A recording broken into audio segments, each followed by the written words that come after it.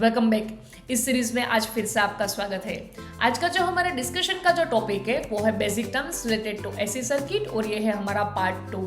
इस पार्ट 2 में हम RMS value, average value, form factor और पिक फैक्टर के बारे में डिटेल में सीखेंगे। So stay tuned till the end. और वन मोर थिंग, अगर आप थ्रू आउट सीरीज फॉलो कर रहे हैं, उसमें अगर आपको कोई doubt, confusion, don't forget to do comment below. I will try my best to help you in the best possible way. Once again नमस्ते and welcome to the Nihar academy. मैं हूं Surabhi Dave. Engineering, maths as well as physics के latest update के लिए don't forget to subscribe and share with your friends. चलिए journey को और आगे बढ़ेंगे। तो सबसे पहले हम जानेंगे RMS means root mean square value के बारे में। अब ये डिफाइन को इजीली समझने के लिए मैं एक अंडरस्टैंडिंग के लिए एक एग्जांपल ले लेती हूँ कि सपोज मैं एक रजिस्टर लेती हूँ और जिसकी वैल्यू है आर, और उसमें से मुझे डिसाइडेड टाइम फ्रेम के लिए सपोज 1 मिनट के लिए मैं एसी करंट पास कर रही हूं और जितनी हीट जनरेट होती है मुझे सेम हीट सेम रजिस्टर में से और सेम टाइम फ्रेम के लिए जनरेट करवानी है, तो उसमें से कितना डीसी करंट पास करना होगा। वन मोर टाइम, ये आर रजिस्टर लिया, आर रजिस्टर में मैंने एक टाइम फ्रेम डिसाइड कर ली, सपोज 1 मिनट के लिए मैंने एसी करंट पास किया और हीट जनरेट हुई।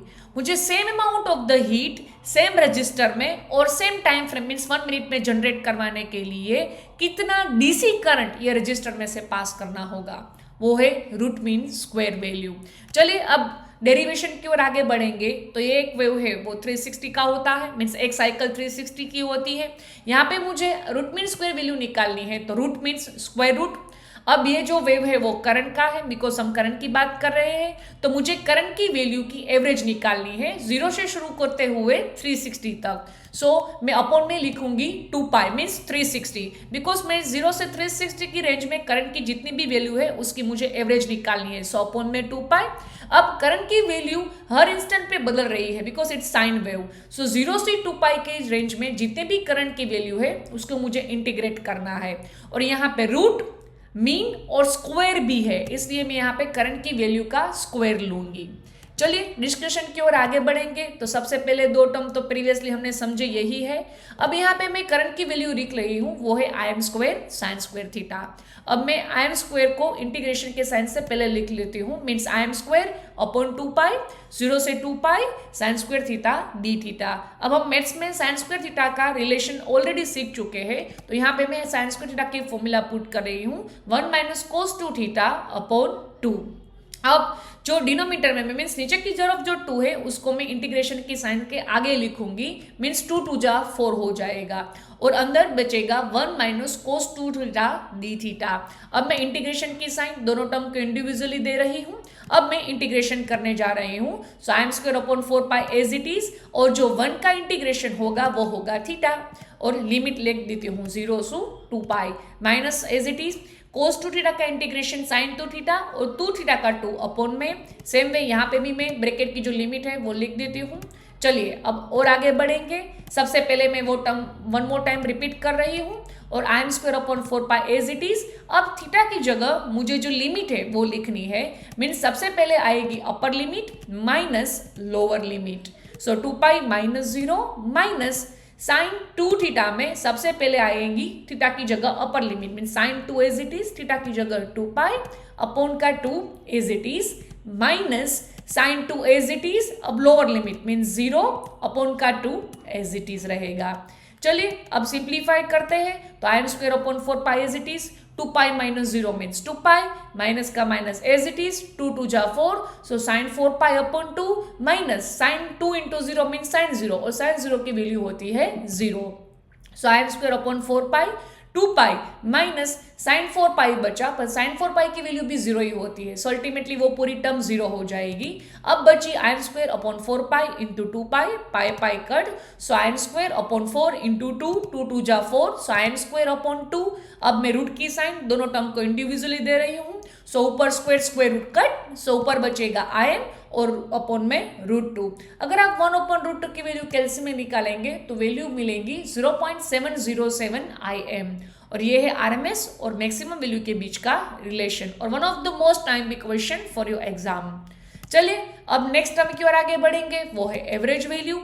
उसको भी हम समझ लेते हैं कि मैं एक रजिस्टर आर ले ली हूँ और डिसाइडेड टाइम फ्रेम के लिए उसमें से मैं एसी करंट पास कर रही हूँ और जितना चार्ज ट्रांसफर होता है उतना ही चार्ज मुझे सेम टाइम फ्रेम में सेम रजिस्टर में से पास करवाना है, तो मुझे उसमें से कितना डीसी करंट पास करवाना होगा। ये है एवरेज वैल्यू।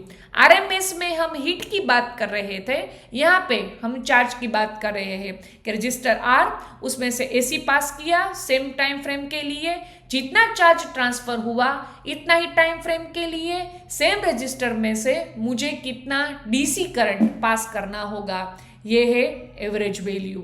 चलिए उसके डिस्कशन की ओर आगे बढ़ेंगे। तो यहाँ पे हम एवरेज की बात कर रहे हैं, इसलिए 0 से 2 पाई में हम 0 से पाई की ही वैल्यू डिसाइड करेंगे। तो यहाँ पे 0 से पाई की रेंज में जितनी भी करंट की वैल्यू है उसको हम इंटीग्रेट करेंगे और उसकी एवरेज निकाल रहे हैं, सो अपॉन में पाई। अब आई की वैल्यू में पुट कर रही हूँ, I am sign theta d theta और 1 अपॉन पाई को मैंने बाहर लिखा। अब मैं आई एम को भी बाहर लिख लेती हूँ, so I M upon pi 0 to pi sine theta d theta.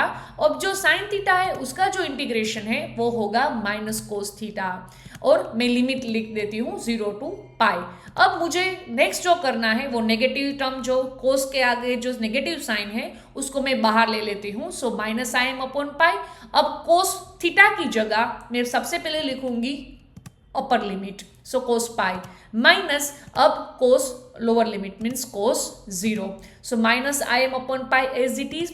Cos pi की जो वैल्यू होती है वो होती है -1 माइनस कोस 0 की वैल्यू भी 1। अब ब्रैकेट के अंदर minus minus plus, so 1 + 1 2 but -2, so minus I M upon pi as it is और ब्रैकेट में आएगा -2। अब minus minus plus, so ultimately answer would be 2im upon पाई और 2 अपॉन पाई की वैल्यू आप कैलसी में निकालेंगे तो आंसर वुड बी 0.637 im।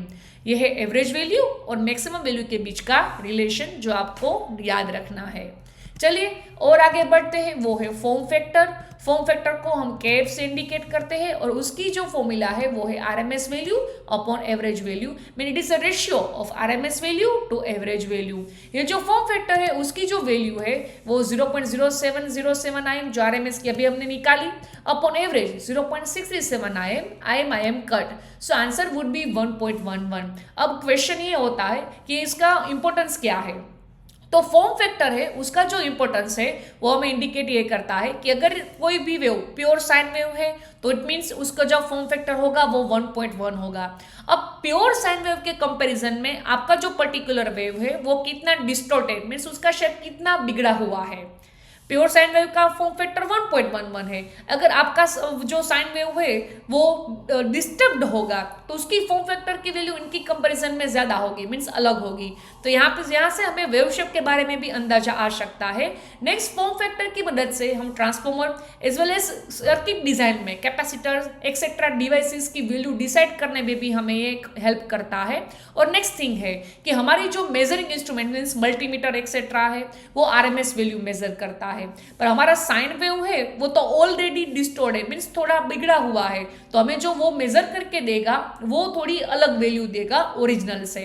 इसलिए हम क्या करते हैं कि एवरेज वैल्यू मेजर करते हैं और वो एवरेज वैल्यू जो हमें मिलती है उसको हम 1.11 मीन्स फॉर्म फैक्टर से मल्टीप्लाई कर देते हैं तो हमें एग्जैक्ट आरएमएस वैल्यू की वैल्यू मिल जाती है। सो यहाँ पे KF means form factor equal to RMS upon average. अब अपॉन में एवरेज है उसको मैं सामने की तरफ भेजूं, so RMS equal to form factor into average. So मुझे एग्जैक्ट वैल्यू जाननी है कोई भी वेव के आरएमएस वैल्यू के बारे में, तो मैं उसको फॉर्म फैक्टर उसकी एवरेज वैल्यू को फॉर्म फैक्टर से मल्टीप्लाई कर दूंगी। तो ये एक one of the important thing है जो हमारे लिए जरूरी है जानना। नेक्स्ट है वो है पिक फैक्टर। पिक फैक्टर है उसकी जो फॉर्मूला है it is a ratio of maximum value to RMS value. Maximum value है हमारी आईएम और जो आरएमएस वैल्यू है वो है 0.707 आईएम। यहाँ पे IM cut, so 1/707, so answer would be 1.414। ये जो पिक फैक्टर है वो हमें इंडिकेट करता है कि पर्टिकुलर वेव फॉर्म है उसका जो पिक मीन्स उसकी वो वेव शेप की पिक कितनी होगी। उसमें से हमें अंदाजा होता है कि हम पर्टिकुलर लोड के लिए जो वेवफॉर्म आएंगे वो बेस्ट सूटेड है कि नहीं। कि अगर सपोज हमारी जो लोड की कैपेसिटी है उनमें से ज़्यादा पीक वाला और स्ट्रॉन्ग वेव आया तो हमारा लोड ब्लो ऑफ हो जाएगा। इसलिए हमें लोड की डिज़ाइन और पावर सिस्टम की डिज़ाइन के दौरान अगर हमें वेव शेप के पिक के बारे में पता हो तो उसके हिसाब से हम लोड की डिज़ाइन और बेटर कर सकते हैं। उसके लिए पिक फैक्टर का नॉलेज का होना जरूरी है।